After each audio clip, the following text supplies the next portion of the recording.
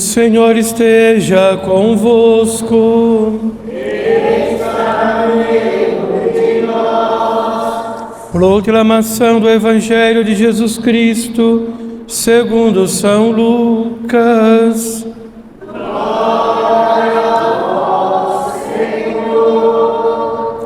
Naquele tempo, no 6º mês, o anjo Gabriel foi enviado por Deus a uma cidade da Galileia, chamada Nazaré, a uma virgem prometida em casamento a um homem chamado José. Ele era descendente de Davi e o nome da virgem era Maria.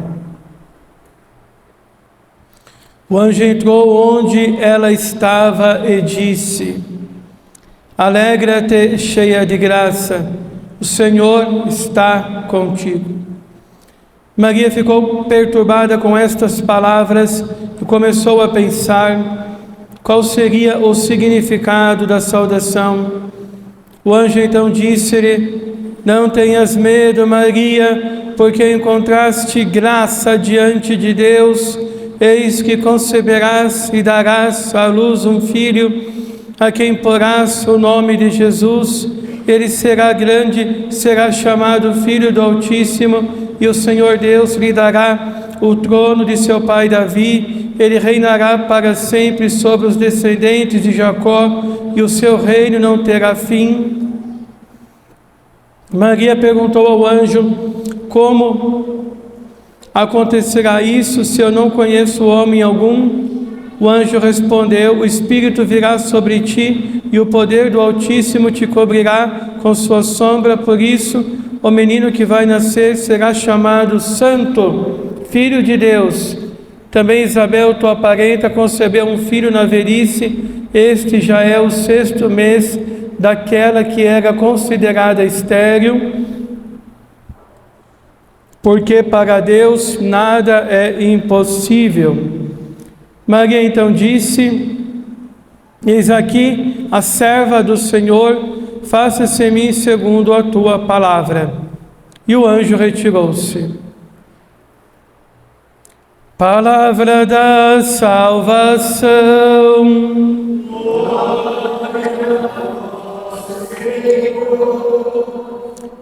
Ave Maria, cheia de graça, o Senhor é convosco. Bendita sois vós entre as mulheres, bendito é o fruto do vosso ventre, Jesus.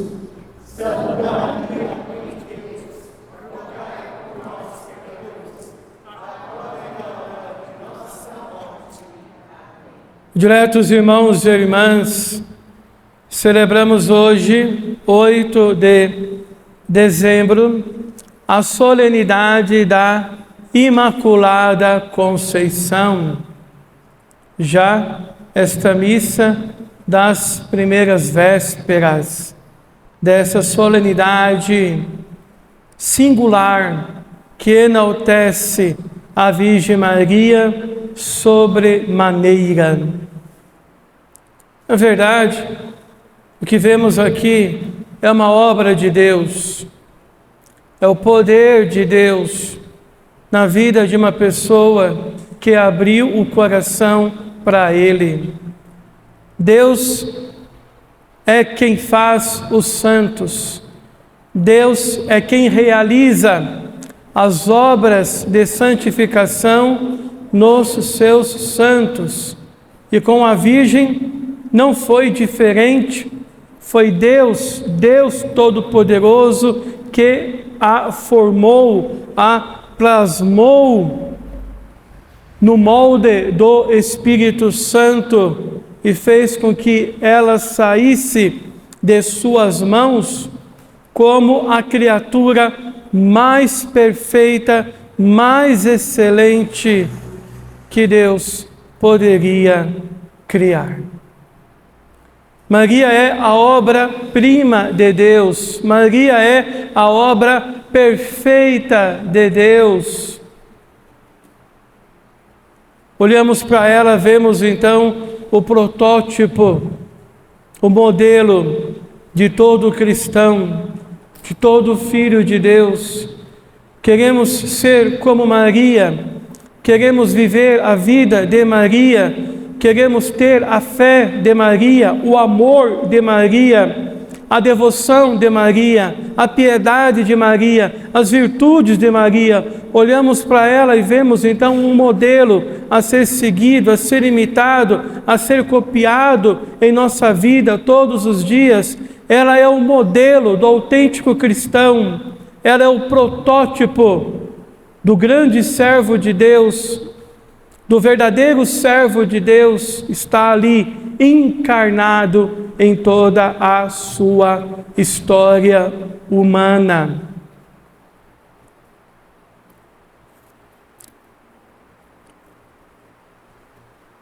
E como acontece na vida de todos os santos, ela não teve vida fácil. Maria decididamente não teve uma vida fácil.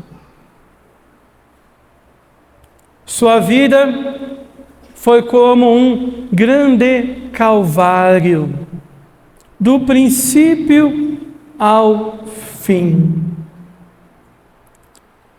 Por causa de sua vocação única, singular, irrepetível, de ser a mãe do Salvador, Maria viveu um pleno calvário em toda a sua existência terrestre. Desde o dia de hoje, desde o dia em que São Gabriel bateu a sua porta, não é? Ou atravessou a porta e entrou no seu recinto sagrado, seu espaço de oração, e disse: "Kei caritomenen".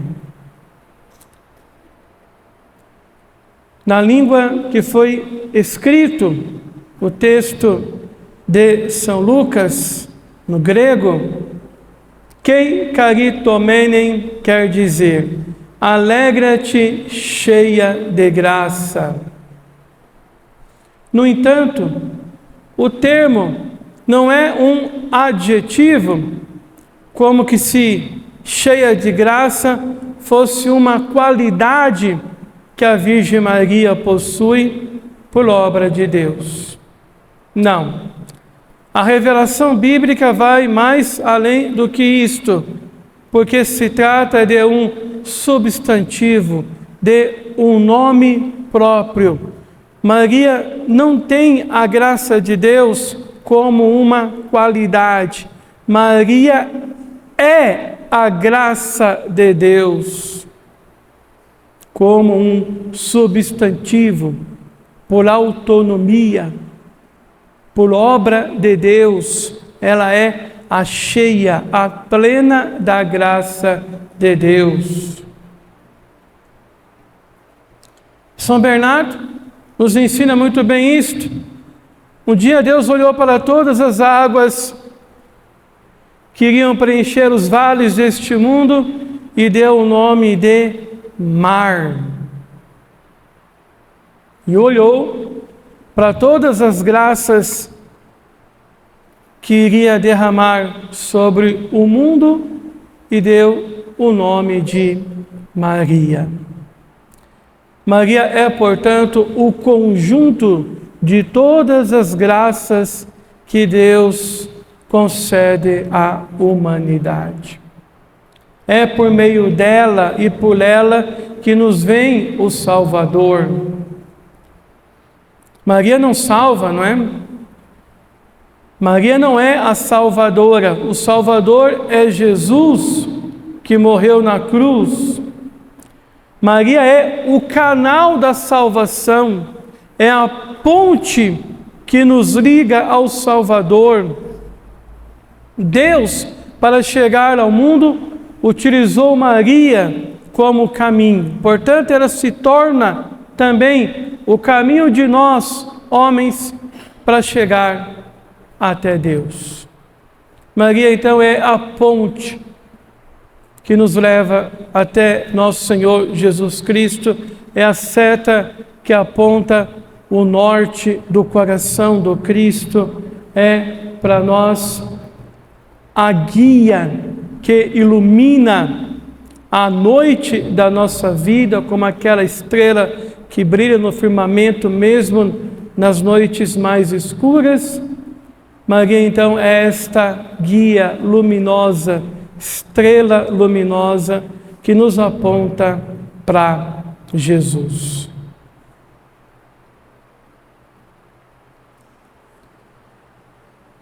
Versículo 29. E Maria ficou perturbada com estas palavras e começou a pensar qual seria o significado da saudação.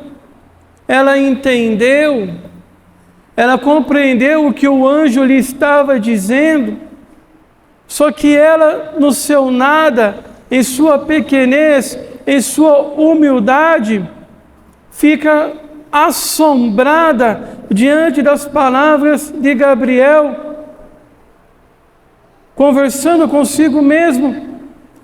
Mas eu tenho tudo isso? Eu sou tudo isso?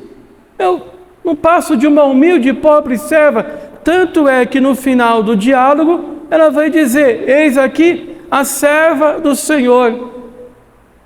Nós damos à Virgem Maria inúmeros títulos, mas ela deu a si mesma este único título: a serva do Senhor. Aos olhos humanos,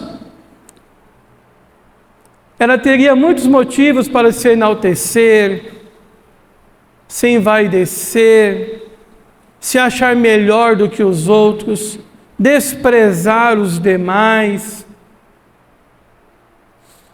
querer ser servida e bajulada, querer ser enaltecida e glorificada. No entanto, ela se esconde, ela se abaixa sob a mão poderosa de Deus. E Deus, devido a isso, fez nela maravilhas. O anjo disse, versículo 30, não tenhas medo, Maria, porque encontraste graça diante de Deus. Sem dúvida alguma, por causa de sua humildade, de sua pobreza espiritual, uma mulher totalmente despojada de vanglória, de orgulho, de soberba, de prepotência, de vaidade, como diz o Eclesiastes, vaidade das vaidades, tudo é vaidade. Uma mulher completamente despojada de tudo isto, só poderia atrair sobre si o olhar de Deus. Encontrou graça diante de Deus, primeiro pela sua humildade, segundo pela sua fé, terceiro pela sua caridade. Se rebaixa diante de Deus.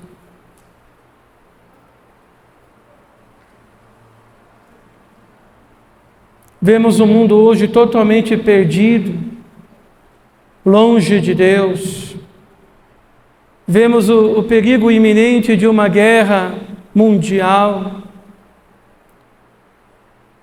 Vemos as famílias totalmente desestruturadas. Vemos guerra dentro do lar. Marido e esposa já não se compreendem mais. Filhos e pais, a rebeldia dos filhos contra os seus pais, a desobediência, a desunião familiar, a sociedade caminhando para o caos total. E não vemos, em contrapartida a tudo isto, as pessoas buscando mais a Deus. Não vemos mais oração na terra. Não vemos mais pessoas rezando o terço diariamente em família, algo que era muito comum antigamente. As famílias rezavam o terço junto.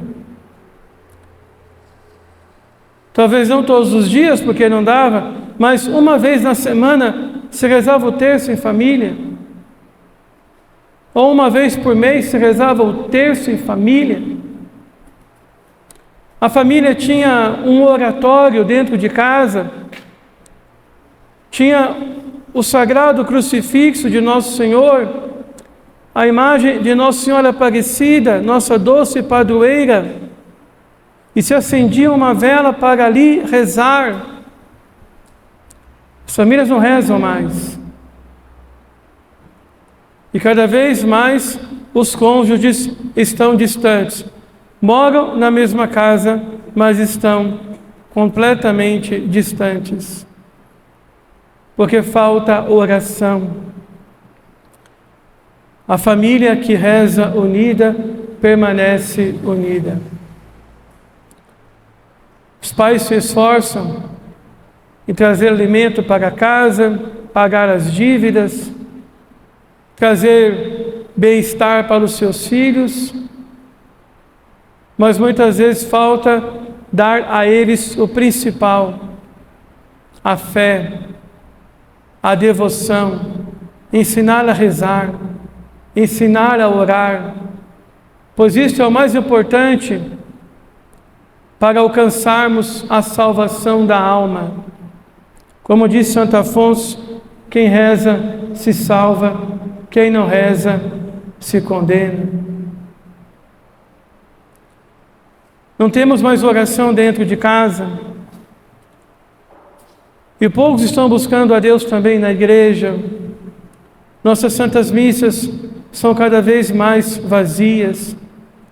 A população brasileira cresce a cada ano, mas também a cada ano diminui o número de católicos.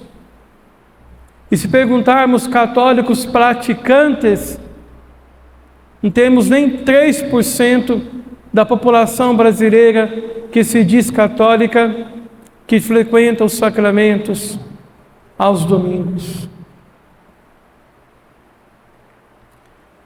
Então, mesmo diante de um mundo à beira do caos, as pessoas não têm contrição, não têm humildade, não têm fé,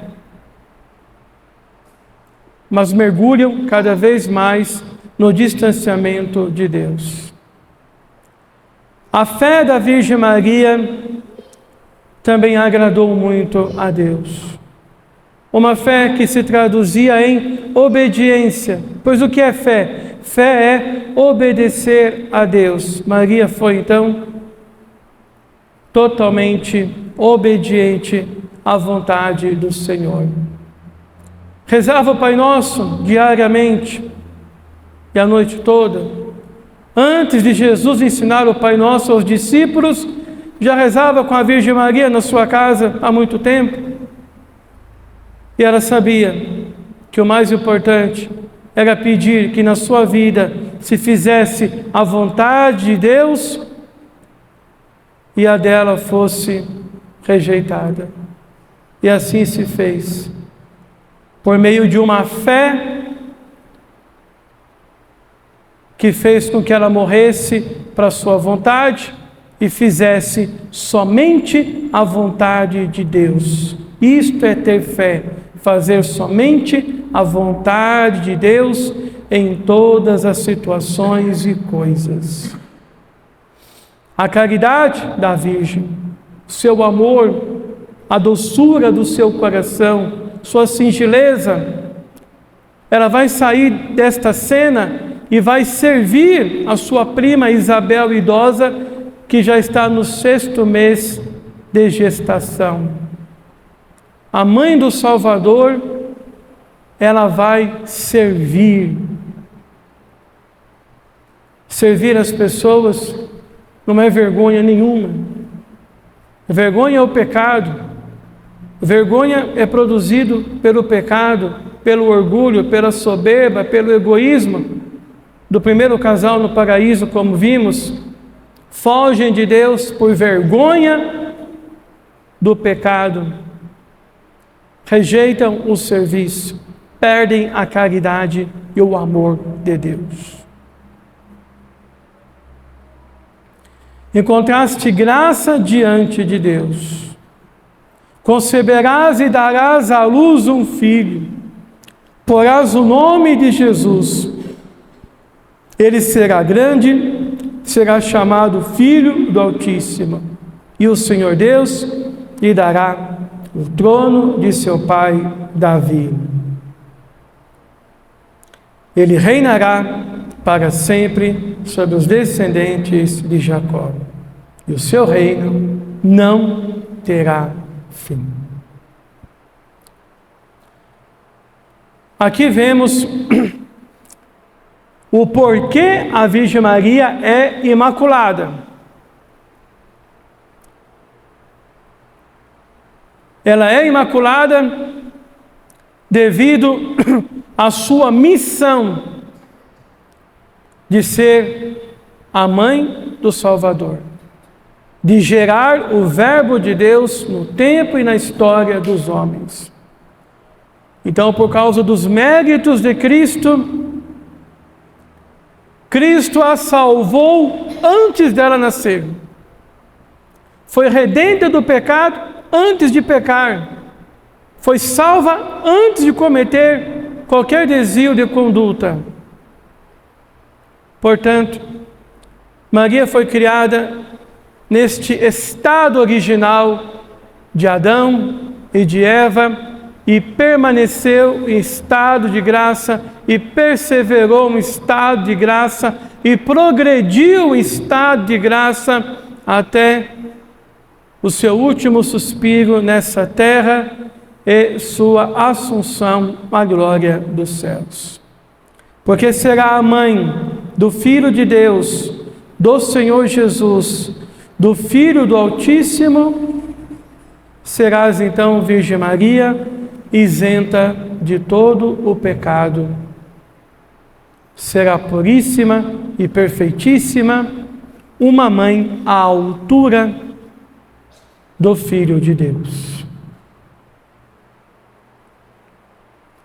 34. Maria perguntou: como acontecerá isso se eu não conheço homem algum? Mas ela conhecia. Ela conhecia São José. Estava casada com São José. Já havia um contrato de casamento que era o mesmo que um casamento. Não coabitavam ainda. Cada um estava em sua casa. Mas o contrato já havia, então já era casado. No entanto, diz: não conheço homem algum. Santo Agostinho foi o primeiro a ver nesta resposta da Virgem ao anjo um voto secreto de virgindade.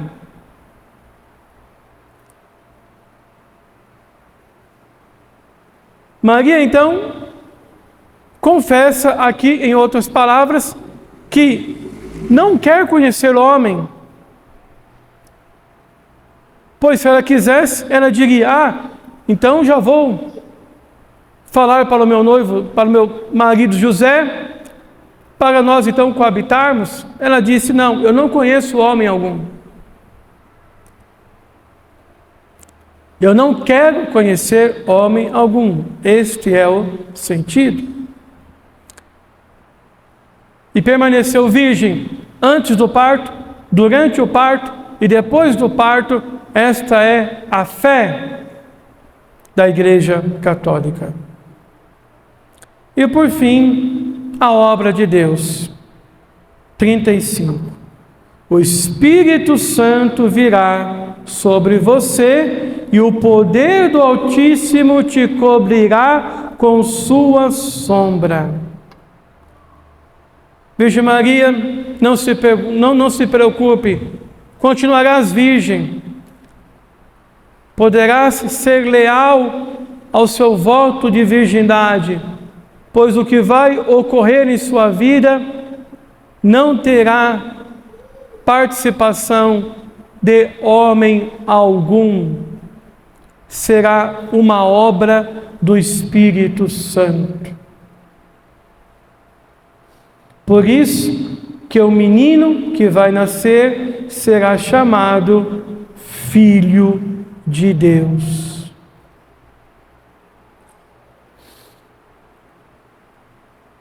E no 38, ela se rendeu totalmente ao convite de Deus. Podia dizer não? Podia. Nas coisas de Deus, ninguém é obrigado a nada. Deus nos criou como seres livres e somos livres. Amar a Deus é uma escolha, servir a Deus é uma escolha. Não querer servir a Deus também é uma escolha, uma triste escolha, mas é. Nas coisas de Deus, ninguém pode ser obrigado a nada. E não pode ser obrigado por ninguém a fazer o que não quer. É um ato livre, é uma escolha da pessoa.